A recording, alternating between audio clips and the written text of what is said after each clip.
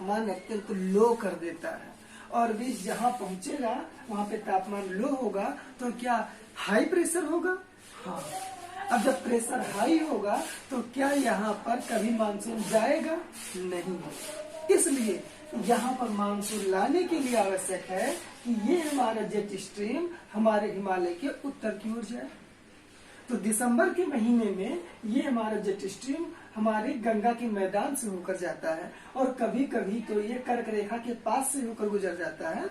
इसलिए यहाँ पर खूब ठंडी पड़ती है, शीतलहर जिसे आप कहते हैं, हिमपात होता है वहाँ हिमालय वगैरह में। तो इतनी जब हाई प्रेशर हो जाती है तो अब हवाएं यहाँ पर नहीं जा पाती है, इसलिए भारत में वर्षा नहीं होती है। लेकिन जब हमारा सूरज उत्तरायण होने लगता है, कर्क रेखा पर चमकने गया, तो ये हमारा जो जेट स्ट्रीम है ये हिमालय के पश्चिम की ओर बहने लगता है, उत्तर की ओर। और जब उत्तर की ओर चला जाएगा तो यहाँ पर लो प्रेशर आ जाएगा।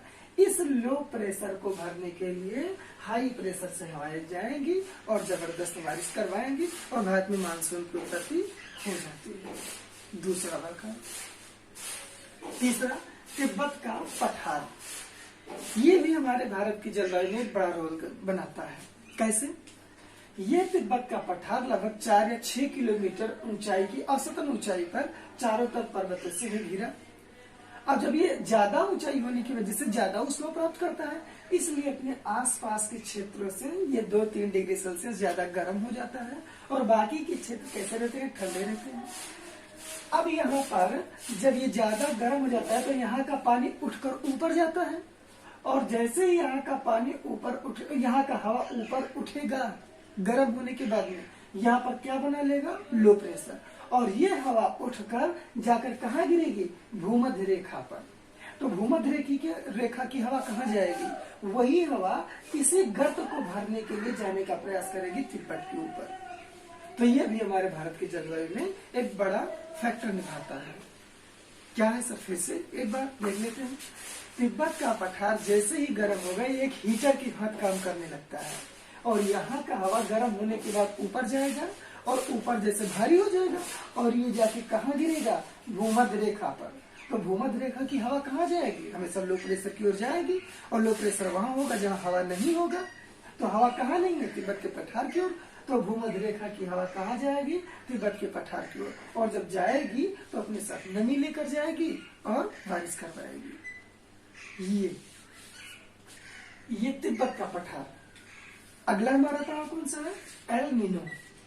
ऐसा माना जाता है कि दक्षिण अमेरिका के पश्चिमी तट पर और प्रशांत महासागर के पूर्वी तट पर हमेशा एक ठंडी जलधारा चलती है जिसका नाम होता है हम्बोल्ट।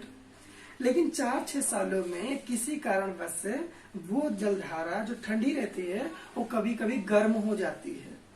उसके गर्म होने की वजह से संपूर्ण विश्व में जलवायु पर प्रभाव पड़ने लगता है। तो जो मानसून हमारे भारत की ओर जाने को, वो मानसून दक्षिण अमेरिका ओर चली जाती है और इस प्रकार हमारा मानसून कमजोर हो जाता है और हमारे यहाँ पर वर्षा कम होती है, यानी सूखा पड़ जाता है। उस घटना को कहते हैं एल नीनो घटना। दूजा, हमारा जो हिंद महासागर है, ये हिंद महासागर प्रशांत महासागर की अपेक्षा यदि हाई प्रेशर है तो भारत में बढ़िया सा वर्षा होती है, लेकिन जब लो प्रेशर हो जाता है तो भारत में वर्षा नहीं होती है। इसको कहा जाता है दक्षिणी दोलन, यानी साउथ ऑसिलेशन।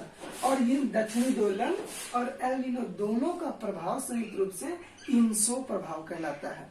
ISP 2017-18 का सवाल है।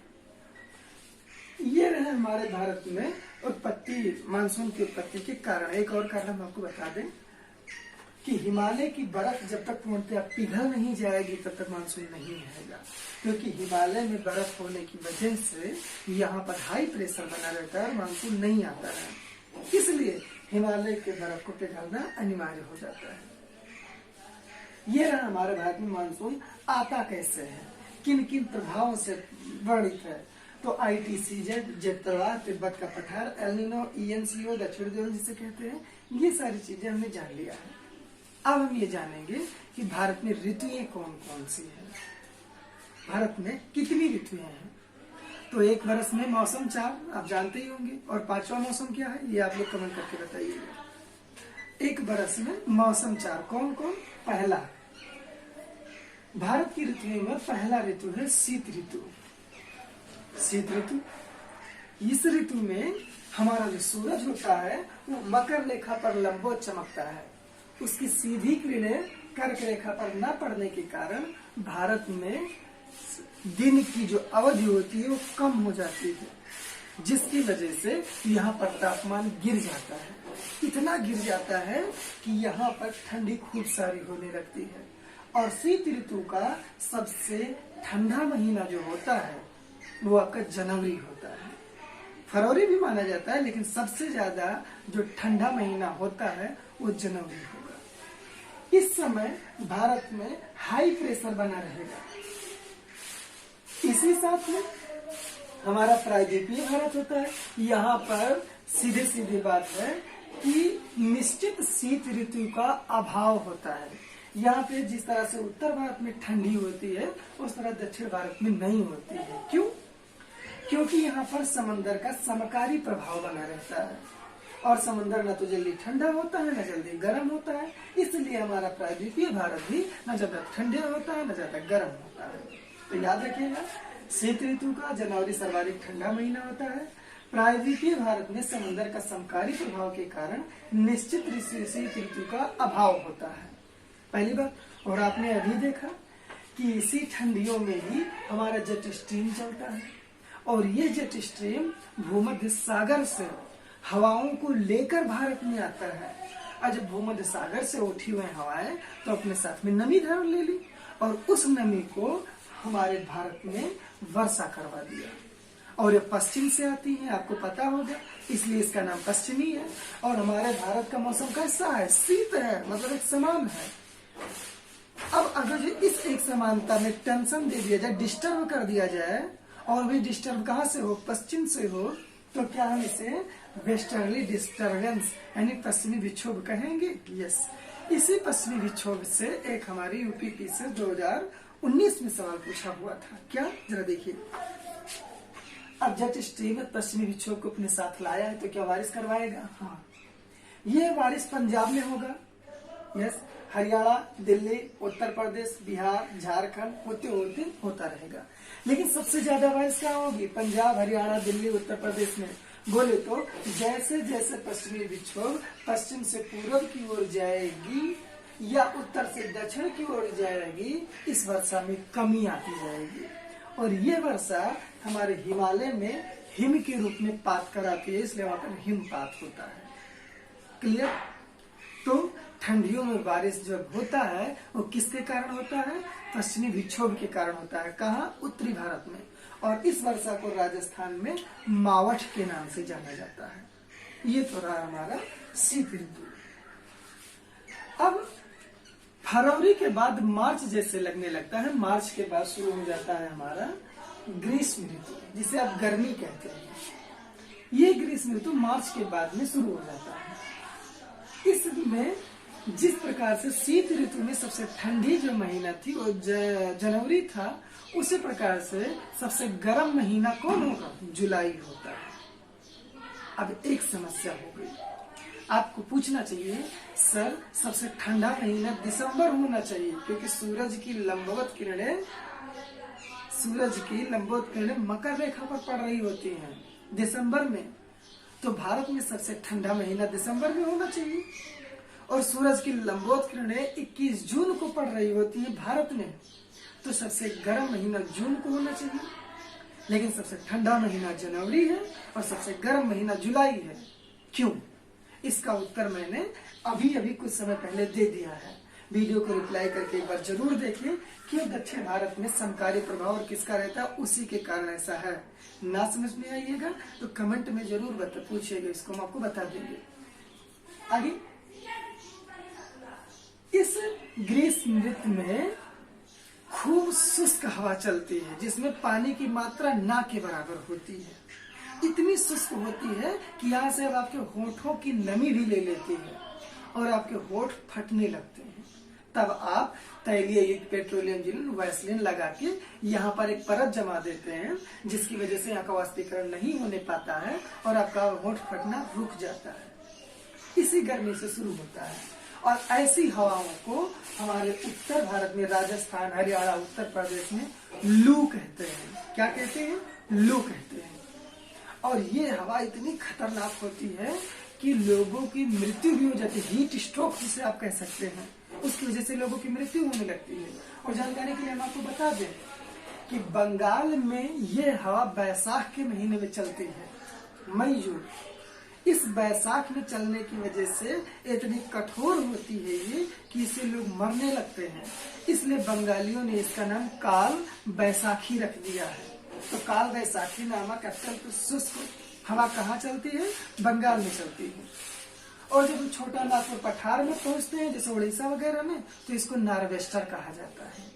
चीजों को याद रखिएगा कि इस शुष्क हवा को उत्तर भारत में लू कहते हैं, और काल बैसाखी बंगाल में कहते हैं, और नार्वेस्टर छोटा नागपुर पठार या उड़ीसा में कहते हैं।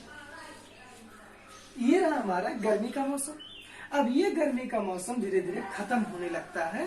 तब गर्मी का मौसम जैसे खत्म होने लगता है मार्च, अप्रैल, मई के बाद, और जैसे ही वर्षा ऋतु शुरू होने को होती है, उससे पहले कुछ चक्रवात चलते हैं।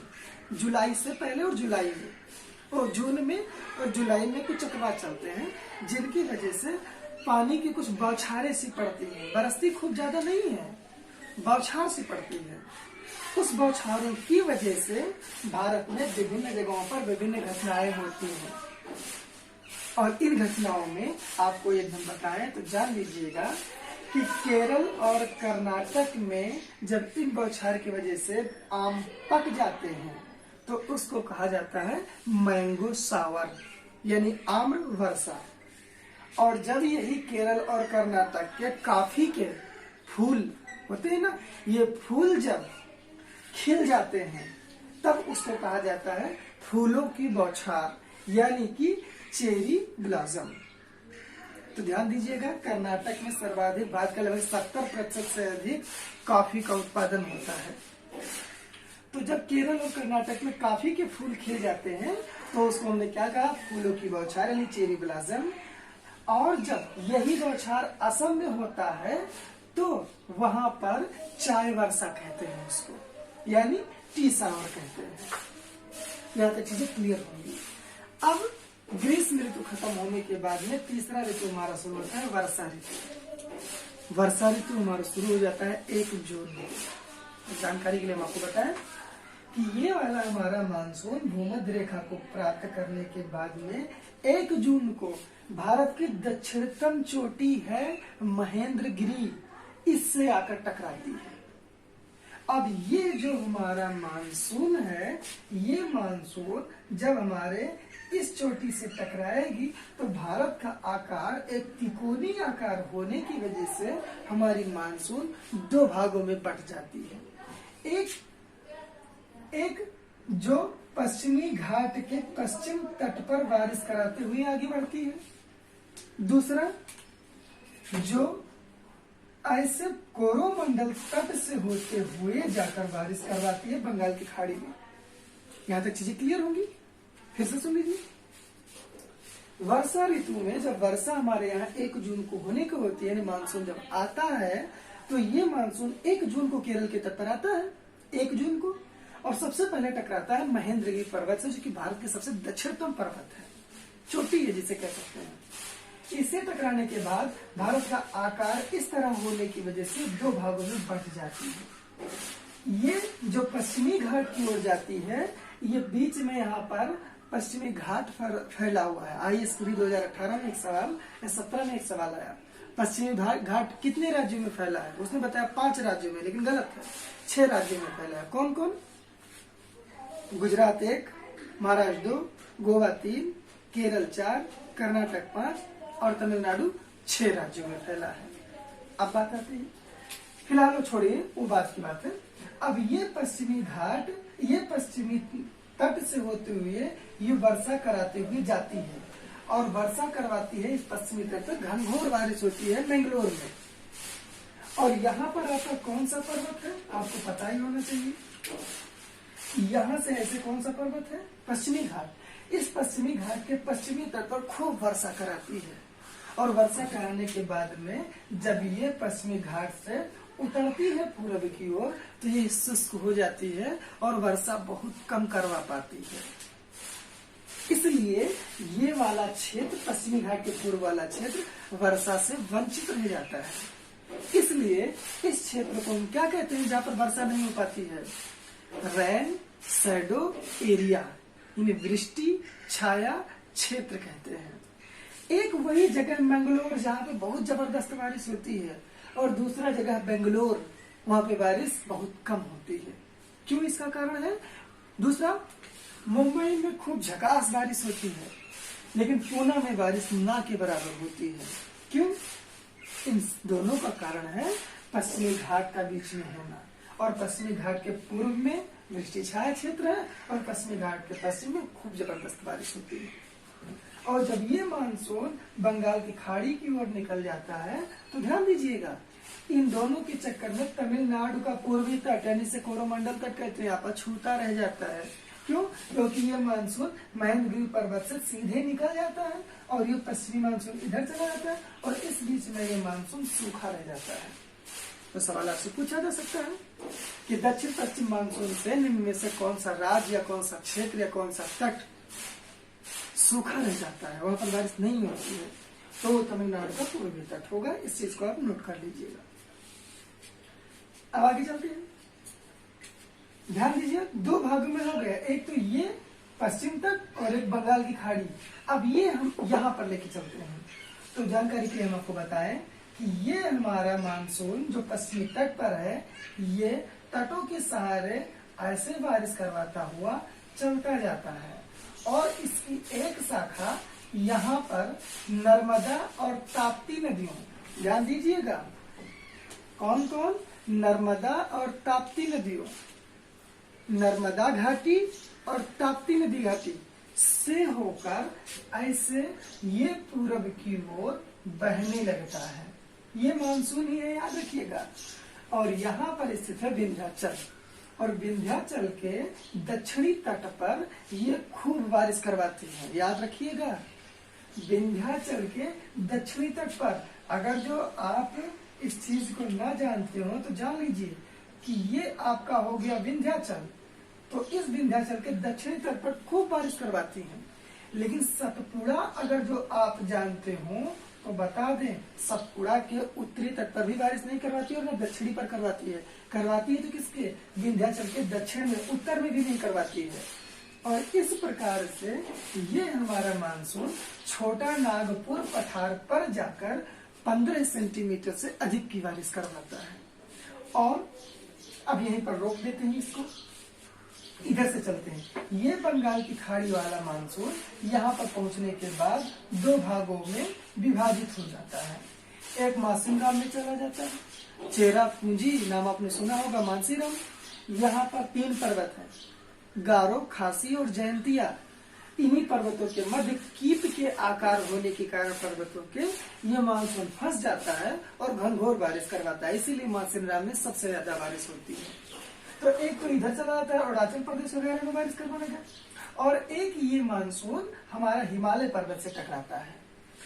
अब जब ये मानसून यहाँ पहुंचता है तब तक ये हमारा दक्षिण पश्चिम वाला मानसून जाके इससे टकरा जाता है और ये दोनों संयुक्त रूप से हिमालय के तलहटी में ऐसे बारिश करवाते हुए चले जाते हैं। एक ये दक्षिण पश्चिम मानसून एक भाग और होता है। ये भाग इधर गिर है, गिरनार है, मांडव है, इन सब पहाड़ियों से होते हुए गुजरात के ऐसे कच्छ की पहाड़ियों से होते हुए ये अरावली पर्वत से टकराता है। लेकिन अरावली पर्वत का मानसून के समानांतर होने के कारण इससे टकरा नहीं पाता है और ये मानसून ऐसे सीधे निकल जाता है। इसलिए यहाँ पर बारिश नहीं होती है और ये सारा का सारा प्रदेश सूखा रह जाता है। आगे देखते हैं, ये मानसून यहाँ तक लगभग अगस्त तक पहुंच जाता है और हमारा ये दक्षिण पश्चिम मानसून, ये जो बंगाल की खाड़ी का मानसून है, ये भी ऐसे मानसून बढ़ता हुआ जाता है और यहाँ पर ये दोनों आपस में मिल जाते हैं। और ये दक्षिण पश्चिम मानसून जो ये वाला रहेगा, ये जाके धर्मशाला में बारिश करवाता है। हिमाचल प्रदेश की धर्मशाला में बारिश करवाता है, एनसीईआरटी बताती है। और इस प्रकार ये दोनों यहाँ पर मिल जाते हैं और मिलने के बाद में बारिश करवाते हैं। यहाँ पर लगभग 2 महीने तक रहते हैं। यहाँ तक चीजें क्लियर होंगी। थोड़ा सा और हम आपको बता दें कि जैसे ही इस हमारे मानसून का संबंध महासागर से टूटता है, अब इनकी वर्षा की मात्रा जैसे जैसे पश्चिम की ओर जाते हैं कम होती जाती है। इसका मतलब कोलकाता में ज्यादा पानी की मात्रा होगी, फिर आगे आएंगे पटना में कम होगी, फिर आएंगे गाजीपुर में और कम होगी, फिर लखनऊ में और कम, कानपुर में और कम, दिल्ली में और कम, पंजाब में और कम। मतलब जैसे जैसे समुद्र से दूरी बढ़ती जाएगी इनकी वर्षा की मात्रा में कमी आती जाएगी। ये हर जगह पर सम्मिलित होता है। अब ये मानसून हमारा यहाँ अगस्त तक बराबर पहुंच चुका है। क्लियर होगा यहाँ तक? और थोड़ा बता दें, मानसून अब भारत में आ चुका है और बारिश हो रही है, लेकिन आज बारिश हुआ, 1-2 दिन के लिए रुक गया, 1 सप्ताह के लिए रुक गया, फिर बाद में वर्षा। इस घटना को कहेंगे मानसून विच्छेद, पहली बात। दूसरी बात, अचानक मानसून का आके खूब तेजी से बारिश करवाना क्या कहलाता है? मानसून प्रस्फोट या विस्फोट, ये जान लीजिए। अब जान लेते हैं हमारा जो अगला टॉपिक होगा वह मानसून का लौटना। अब मानसून कहाँ और कैसे लौटता है तो जरा जान लीजिए पहले कि इस वाले दक्षिण पश्चिम मानसून से भारत में 75% वर्षा होती है, खुल्लर महोदय बताते हैं, और 10% हमारा होता है बंगाल की खाड़ी से। इसका मतलब भारत में किस मानसून से सबसे ज्यादा बारिश हुआ? दक्षिण पश्चिम से। क्लियर है तक? अब हम मानसून को लौटा रहे हैं।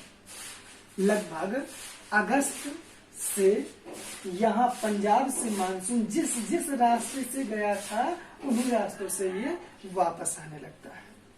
इस घटना को मानसून का निवर्तन कहते हैं। मानसून का निवर्तन कहते हैं और या फिर कहते हैं मानसून का लौटना। और क्यों लौटने लगता है? क्योंकि अब हमारा सूरज कर्क रेखा से कहाँ जा रहा है? धीरे धीरे अब जा रहा है भूमध्य रेखा की ओर और मकर रेखा की ओर, इसलिए अब यहाँ पर हाई प्रेशर पड़ जाएगा। तो ये रहा हमारा वर्षा ऋतु। अब वर्षा ऋतु के बाद में जो हमारा चौथा ऋतु आता है उस ऋतु का क्या नाम है? उस ऋतु का नाम है शरद ऋतु। ये था हमारा सबसे पहला शीत वाला, अब रहेगा शरद ऋतु।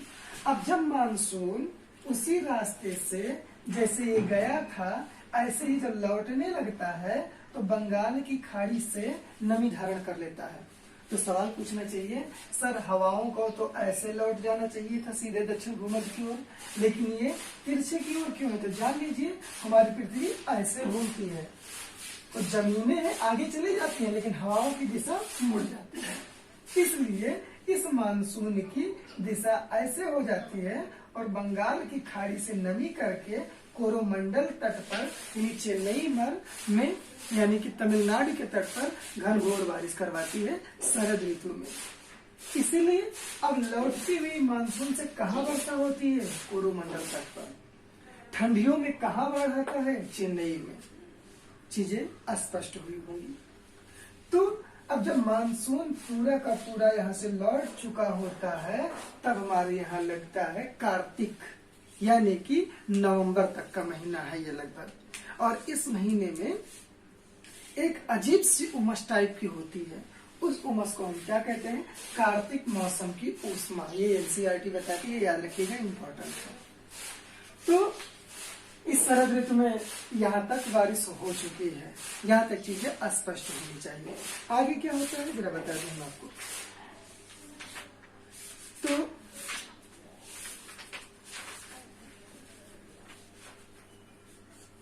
हमारा मानसून लौट चुका है, अब मानसून जा चुका है। अब ये क्रिया ऐसे लगातार होती रहेगी। आगे देख लेते हैं।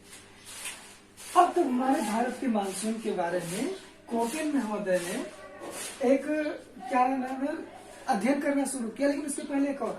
अब सोचिए आप एक मिनट के लिए, एक तरफ थार का मरुस्थल है, एक तरफ खूब बारिश हो रही है, एक तरफ वृष्टि छाया क्षेत्र है, और हाँ इन सबकी वजह से लेह में बारिश बहुत कम हो पाती है। याद रखिएगा भारत में सबसे कम वर्षा लेह में होती है। इसका कारण ये है कि पर्वतों के वृष्टि छाया क्षेत्र में पड़ता है, इसलिए ऐसा है। अब इतनी विविधता होने की वजह से ब्लैंकेट महोदय ने ये बता दिया कि भारत का जो बजट होता है वो मानसून का जुआ है। मतलब कि जितने बढ़िया पानी बरसेगा भारत में, मानसून आएगा, हमारे यहाँ का बजट उतने बेहतर होगा। और जैसे ही हमारा मानसून कमजोर हो जाता है, हमारे यहाँ का बजट बड़ा कमजोर हो जाएगा। दूसरी बात, मार्स अध्ययन ने ये बताया है कि हर जगह पे भारत में विविधता होने की वजह से विश्व के समस्त प्रकार की जलवायु भारत में पाई जाती है। ऐसी कोई जलवायु है ही नहीं जो भारत में न पाई जाती हो। कैसे हम जान पाए, तो जरा जान लेते हैं। हमारे भारत में औसतन वर्षा होती है 112 सेंटीमीटर से लगभग 125 सेंटीमीटर तक। कोपेन आए और उन्हें तापमान तथा वर्षा को आधार बनाकर भारत में जो जलवायु प्रदेश थे उनको बांटा और उनको 8 क्षेत्रों में बांटा। कौन कौन से क्षेत्र हैं? एक जो कि जिसे आप मालाबार तक कहते हैं या केरल तक कहते हैं, AMW में, कोरोमंडल तक को AS में। ऐसे ही इन्होंने ये 7 में बांट लिया। सीधा सवाल है, सर भारत में ध्रुवीय प्रकार की जलवायु कहाँ पाई जाती है? कोपेन ने बताया है ई नामक अक्षर ध्रुवीय जलवायु प्रदेश बताता है। ये ई ध्रुवीय प्रकार, मतलब कि कश्मीर में कैसा पाया जाएगा? ध्रुवीय प्रकार की जलवायु। उत्तर प्रदेश में कैसा पाया जाएगा? CWG। ये क्या है? CWG को इन्होंने क्या बताया है? शुष्क शीत ऋतु, कि जहाँ पर वर्षा कम होती हो, ठंडी ज्यादा होती हो। इस प्रकार से यदि आपसे पूछा जाए कि केरल तट पर या मालाबार तट पर कोपेन ने किस जलवायु प्रकार का प्रदेश बताया है, तो AMW, जिसे क्या कहेंगे? लघु शुष्क ऋतु। इसका मतलब ये हुआ यहाँ पर जो शुष्कतापन यानी पानी न बरसने वाला काल बहुत छोटा होता है। इसका मतलब हुआ यहाँ पे पानी लगभग 6 महीने तक बरसता है, जबकि पंजाब वगैरह में 2-2.5 महीने तक बरसते हैं। चीजें स्पष्ट होंगी। तो भारत में रेगिस्तानी प्रकार का जलवायु कहाँ पाया जाता है? BWHW। किसने बताया? कोपेन ने बताया है। ये देख सकते हैं, BWHW गर्म मरुस्थल है। PCS 2017 ने भी यहाँ से सवाल पूछा था, IAS में बाकायदा पूछता है। इस चीज को आप जरूर जानिएगा कि कौन सी जलवायु कहाँ पर पाई जाती है। तो भारत में ऐसे 1 2 3 4 5 6 7 8 प्रकार की जलवायु को भारत में माना है। किसने? कोपेन महोदय। यहाँ तक चीजें आपकी अस्पष्ट होंगी। अब इस प्रकार से अब आप समझ चुकी होंगी कि आखिर भारत में जलवायु कैसे आती है और कहाँ आती है और क्या कैसी चीजें हैं। एक बार इनको अवश्य पढ़िएगा। अगली क्लास में अशोक IAS की तरफ से हम अवश्य आपके लिए एक और महत्वपूर्ण वीडियो लाएंगे, जो आपके IAS हो चाहे PCS हो चाहे अन्य कंपटीशन हो, उसमें आपको बहुत लाभदायी होगा। तो इसको एक बार नहीं, जरूर है जितनी बार भी आप पढ़ पाए उतनी तरीके से आप पढ़ें। अगली क्लास में फिर मिलेंगे, लेकिन इसे लाइक करना, शेयर करना और सब्सक्राइब करना मत भूलिएगा। हम भी चाहते हैं कि आप जितने ज्यादा शेयर करेंगे, लाइक होगा, उतने बेहतर होगा और हम उतनी अच्छा आपको वीडियो देने का प्रयास करेंगे। तो इसको जितनी बार हो सके उतनी बार पढ़ने का प्रयास करें। फिर मिलेंगे अशोक IAS की तरफ से। नमस्कार।